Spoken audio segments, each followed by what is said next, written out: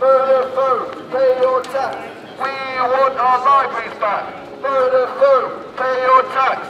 We want our libraries back. We're here as the big society tax collectors. We feel that as the government is failing to get the money that these corporations owe to the rest of us, then we have to do it ourselves. I say Vodafone, you say tax dodgers. Vodafone, Tax dodgers! Vodafone, Tax dodgers! All across the country today, Vodafone stores are getting shut down, as are other taxes avoiders, and you can see plenty of them around here. Boots also have avoided billions worth of tax. Barclays have avoided $4 billion worth of tax in the last 4 years.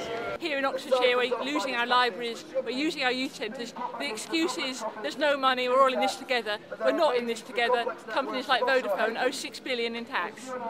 Not one of us does not use public services.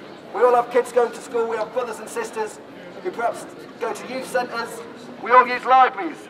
Public services are important to us, but they're not important to the corporations who are dodging their taxes. Hello officers. Remember, the police are facing large cuts too. These cuts would not be necessary if corporations were paying their taxes. We're highlighting the injustice of large corporations fighting through the courts to get away with paying as little tax as possible, when millions of people, including some of the most vulnerable people, are going to be suffering this year through massive job losses and welfare cuts, which impact the poorest, impact on women, impact on minorities. Big up the big society, revenue and customs. Big society!